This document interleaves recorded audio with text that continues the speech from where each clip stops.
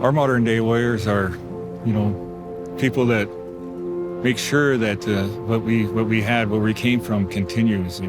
This is all part of that battle, because all the things that they tried to take from us, these warriors are making sure that we still have, and we're able to pass that down to future generations.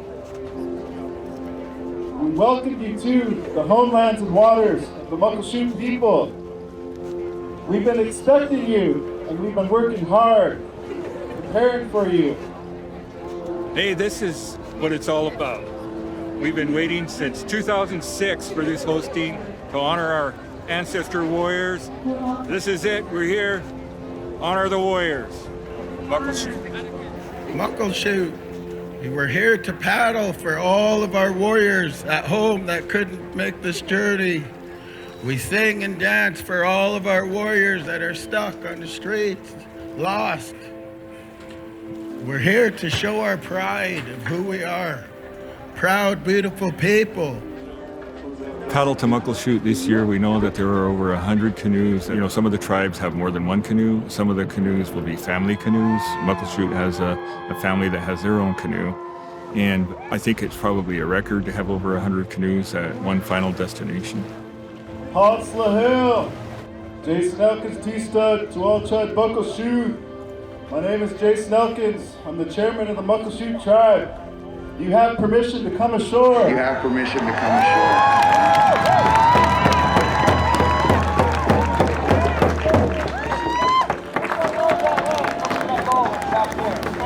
Good job, brother. Good job.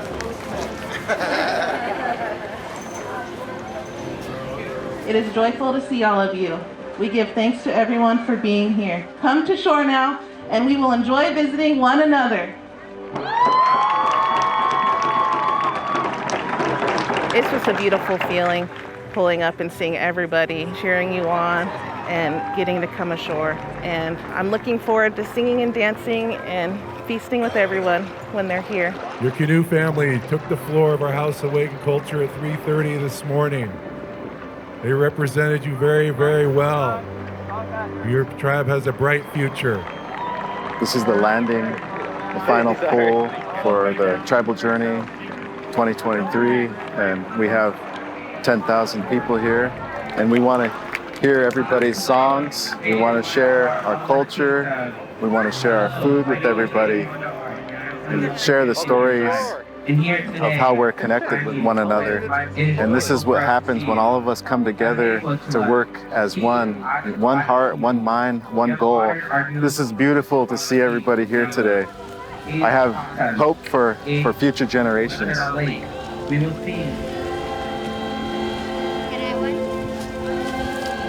feel that if there wasn't a canoe journey, we wouldn't be as close to the other tribes as we are today.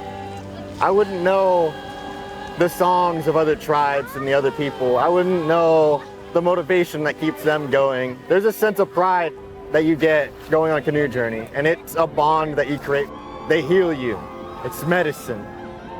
Everybody can relate here today. These canoes are part of who we are.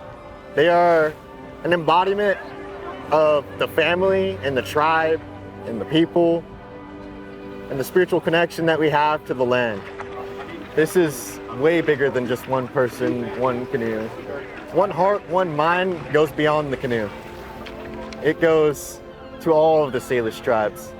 Some things that you learn when you're out there on the water is you're a lot tougher than you think you are. You learn that you can be out there a lot longer than you think. It's all about the mindset. And when everybody has that same mindset and we're all cheering each other on, we can overcome anything.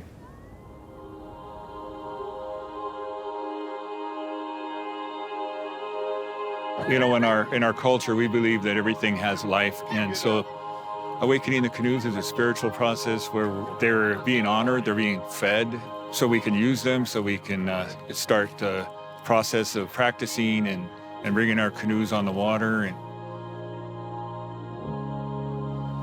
when we're not using our canoes, they're cared for, and we rub them with oils and protect them from the elements.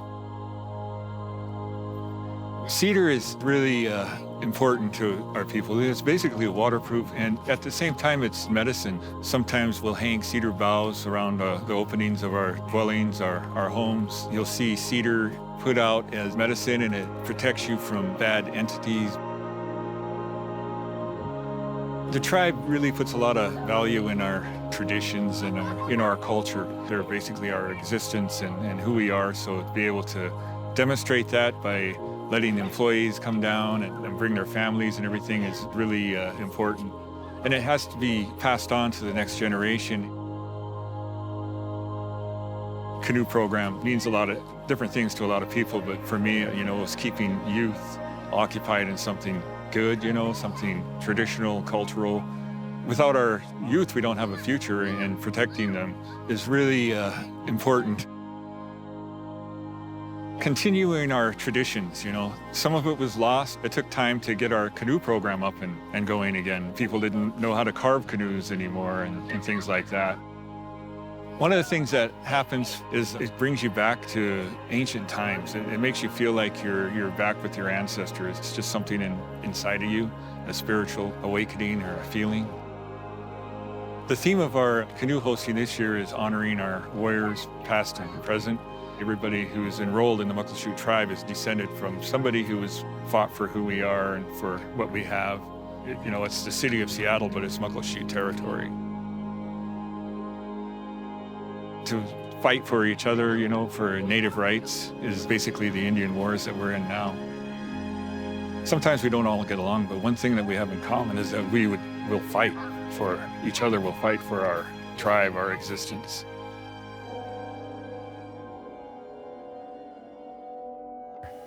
So this canoe journey provides a great opportunity for our younger generation to understand who they are and where they come from. Right now they're on the saltwater and they're paddling south on the Puget Sound, and they are getting reacquainted with that saltwater culture.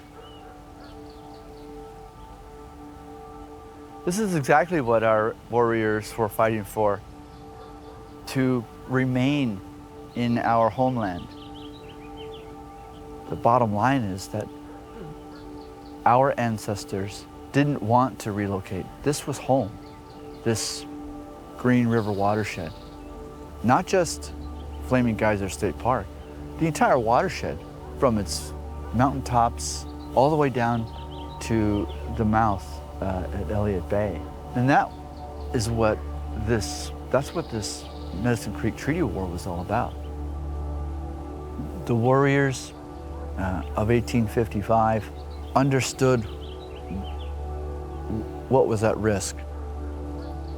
Their livelihoods, their identity, their homes were under attack via this treaty. The villages on this river system were not included in the reservation plan. And so there was nothing left to do.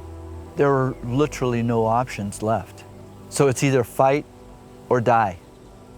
The treaty wars of the 1970s were made up of the descendants of the Medicine Creek Treaty War.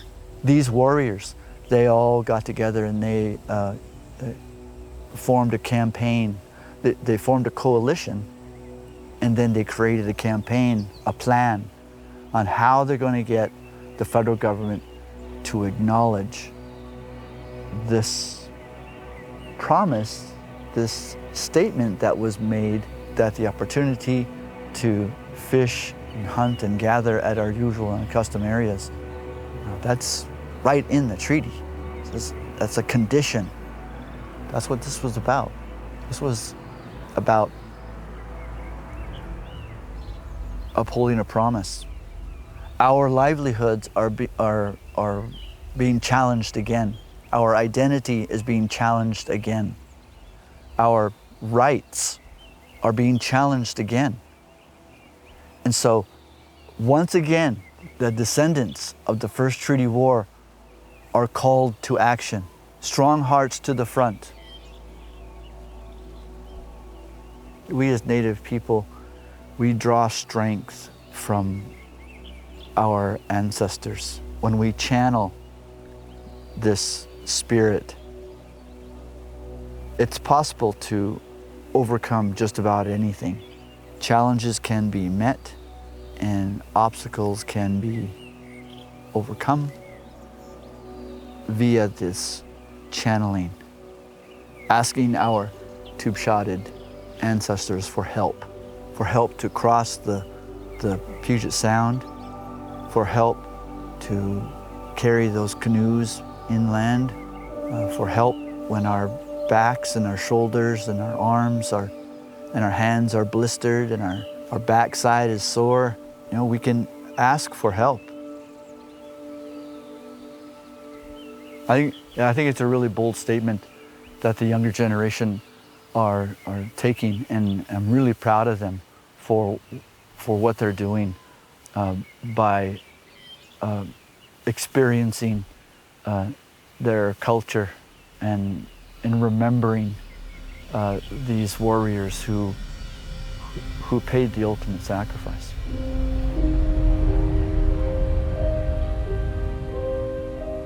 I think we're going to be paddling around 300 nautical miles this year. Going to be about 11 days for us on the water. We're leaving on July 19th for Seychelles. That's going to be our first stop. When we started off back in 2007 on our first canoe journey, we didn't really have any songs back home. We were borrowing songs from other nations, and we were able to find, I think, 16 recordings of my great-great-grandfather in the Congressional Museum, and you know, brought those back to life. And since then, you know, we've been able to compose many songs for our nation.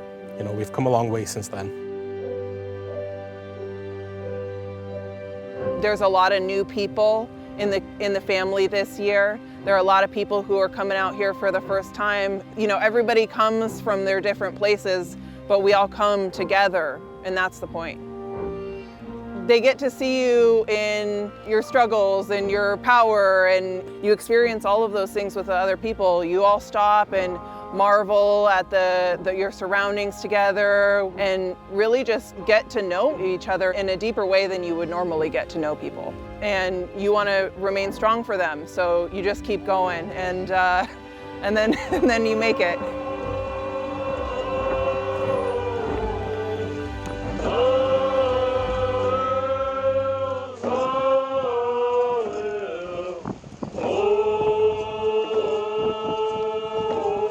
This is Tulalip Bay, Tulalip of the Salish people. We're thankful for your guys' safe arrival by water. You guys traveled on your beautiful canoe, you beautiful Indian people. We ask that you guys come ashore and share a meal with us. We raise our hands to you as the host tribe, making sure that everyone's welcomed and joining in with the celebration. We know that you guys are tired. Guashalil, Chalup, Ligualapo, please come ashore. We're gonna have some food ready for you, and we look forward to continuing the celebration together.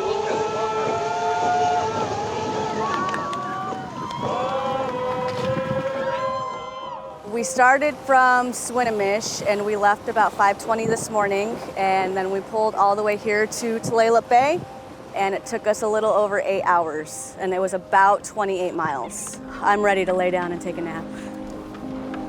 When I'm on Eagle Spirit, when I'm on the water, that is my home, that is my church, that is where I feel the most at peace. So in those moments of exhaustion, I speak to my ancestors, ask them to give me the strength. I speak to my brother in heaven and everything, and my grandpa, and I'm just like, I'm doing this for you, and that just gives me that renewed strength.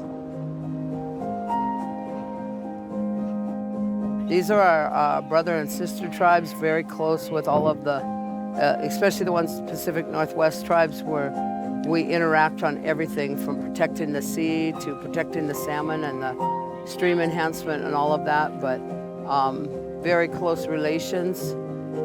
We all have relatives one way or another on every different reservation there is in the Northwest, so.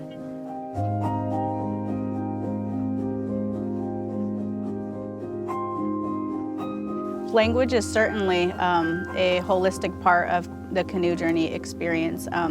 You won't make one stop and not hear the language being spoke. Like many of our elders say, you can't have culture without language, and you can't have our language without our culture. For so long, people tried to strip our ancestors of our language. When you're pulling into other tribes and you're arriving, people on the canoes stand up and ask for permission to come ashore. Many of them will ask in their language, and a lot of the songs that you'll hear at protocols will have the tribe's native languages in them too. This year, we'll be coming full circle from when Walter pushed really hard to talk to leadership and convince leadership that we needed to buy this canoe. The canoe was very near and dear to his heart, and I feel that he is with us often. His services were so large that they had to be hosted outside. It's like I saw him out there, and he was dancing. He was doing an eagle dance, and some of these songs that I hear, it's like I see him out there still. My name is Walter Pacheco. I'm a Muckleshoot travel member. I've seen a lot. I've watched the tribe grow significantly. The paddle to Seattle was the first official canoe journey that was set up, and there were tribes that were all as far as Canada that came, and there was like 18 canoes that went through that. Muckleshoot was one of them. That was the start. That was the beginning of the annual canoe journey. It became quite clear that we had to get back to having our gatherings and traveling with each other, having potlatches, because that was our history. That was our tradition and culture. And it became more formal. It became more of a wellness type situation. We had to get back to our spiritual ways that really brought us closer to who we were as a people and where we needed to be.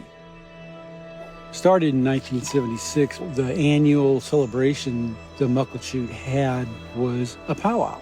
And that was the main event for the tribe. That was an annual event. And during that time, that was the culture we practiced. But in reality, we had a different culture. Because being together out on the water, that was where we spent our time. That was where we found our songs. That's where we found our spiritual strengths and brought us back to a place that made us feel stronger, more connected with not only our people, but all the people that we came across. And so after gathering with the canoe tribes and learning about the canoe journeys, we undertook a project to get our own canoe. I learned from one of the canoe families that there was a canoe up in Tofino, British Columbia that was for sale. I had to approach our tribal council to find out where we could find the money for this canoe. It took about 6 months before we actually identified available funding within the tribe to buy this canoe. We had that Coast Salish culture that we never practiced because our people, they were living in a society that didn't accept us. They were penalized for practicing their culture. They couldn't speak their language or they would be punished. But it didn't stop them. They continued to talk the language, but they had to do it away from contemporary society. We had to assimilate. That really did some harm. This is who we are. This is where we belong. We need to continue to do this, not only for myself, but for my people and future generations. Because it's bringing us back to a place before we became lost. We never forgot who we were. We never gave up. And that was very important to us. We think of it, of how much value it has in sustaining us as a tribe and our people.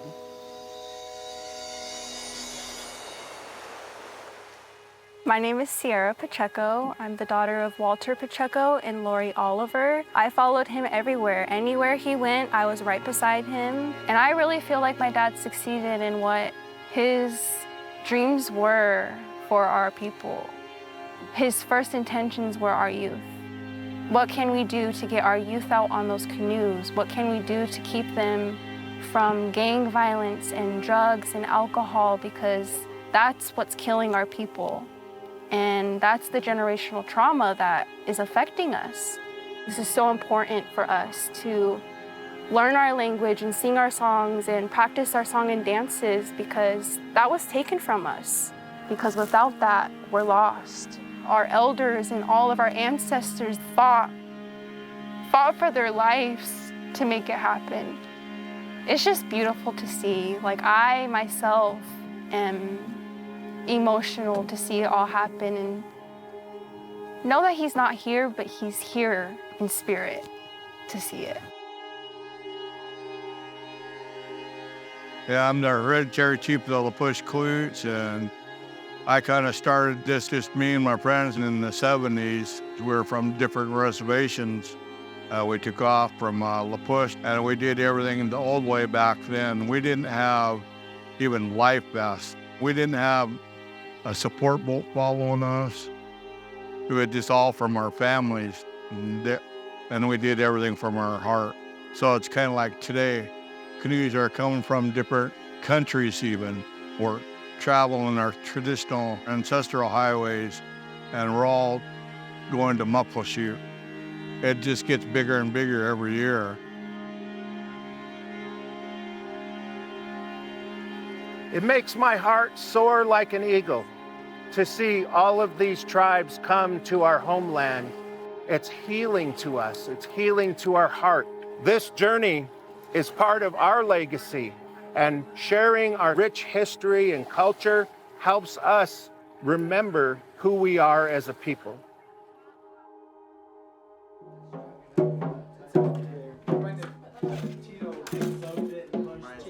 Gift giving is a way of keeping culture alive, and tonight we are getting gifts ready for the Canoe Journey.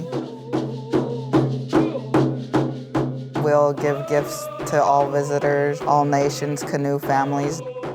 We're making cedar hats, painting rattles, beading. We will also be doing regalia making that people will wear in our protocol.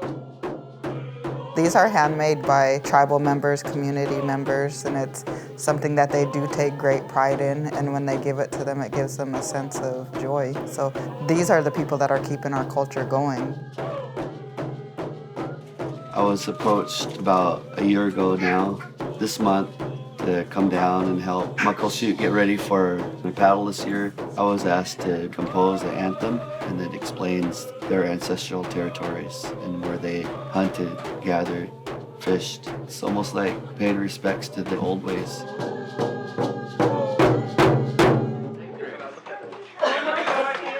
The gifts that we are given have a connection to the land. The cedar is harvested from our own forest, so essentially a piece of our land is being given to people.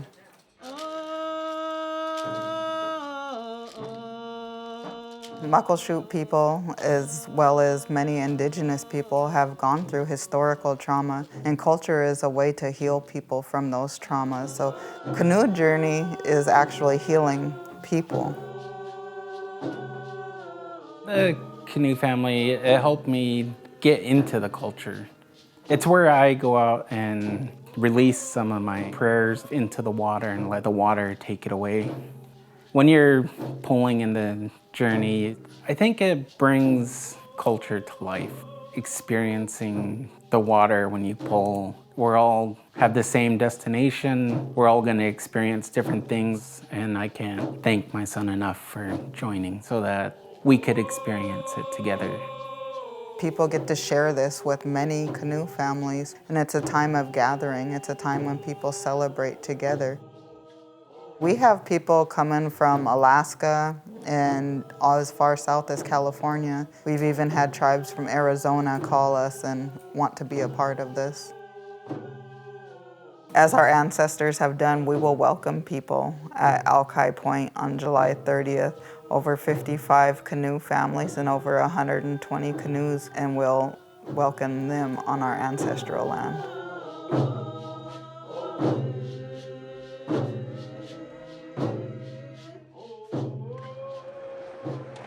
After we get back from welcoming ashore, we'll go to the reservation. We'll get everybody settled in. There's going to be some large camp areas. There's going to be large dining areas.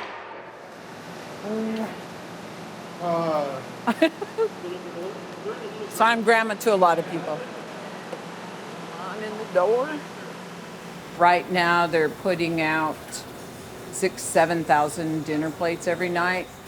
What's on the menu? Tonight they're cooking steaks, hamburgers, and hot dogs. Tomorrow they're going to be cooking salmon in here tomorrow.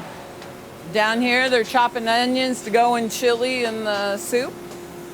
So out here we have 2 mobile kitchens. We have 5 trucks that have storage that are refrigeration units. Here they have 6 ovens that they're utilizing, and then they're making fry bread and stuff here. A lot of coordination effort and a lot of good teamwork. So We're expecting thousands of people. If you have 100 canoes and the number of people that it takes to support that with ground crew and cooks and people who are driving and towing trailers, you could be 20,000 people at Muckleshoot. We'll start protocol, and that's going to run for 24 hours a day, all the way through the end of 6 days. During protocol, the tribes will come out onto the floor, they'll sing their songs, they'll dance, they have the opportunity to speak and share their experiences along the journey. And then after they're finished, the next family will come in, and it goes on 24/7. Participating in Canoe Journey has been an honor and a privilege. It's really touched me and moved me personally as an indigenous person from the Muckleshoot tribe. It's very powerful, very moving, and you can feel that revitalization of our culture. It's been several years since we've been able to have a canoe journey because of COVID, and so a lot of the people that are coming in, they have lost family members, and so we're really here healing. It's a spiritual experience as well.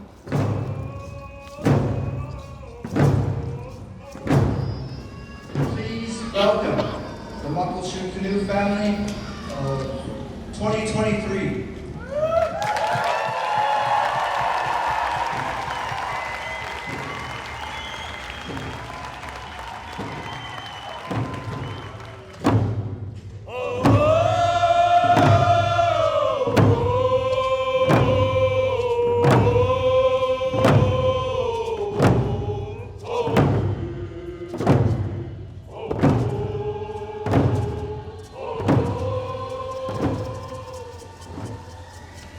Our people are watching today, both figuratively and literally. But I know our ancestors are with us as well, and that they're watching. And today is a joyous day for all involved. Our hands are raised to you, our relatives. Thank you for being here. Please accept this gift on behalf of our people, and we raise our hands to each and every one of you.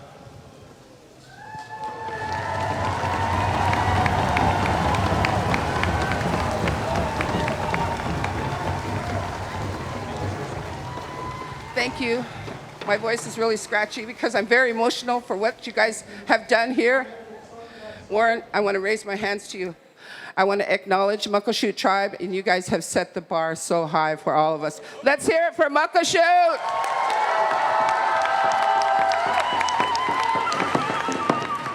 We couldn't ask for a better gift. We thank you so much for celebrating the return to Journey with Muckleshoot. And that's incredibly powerful after a history of colonization of 600 plus years where every policy was designed to destroy or kill or change us as Indian people. We're here today with our hands in the air saying that we're still here. We're practicing our traditions. We're sharing our culture, and we're each a living representative of that. Thank you very much. Hands are raised. Tribal Journey 2023. Thank you.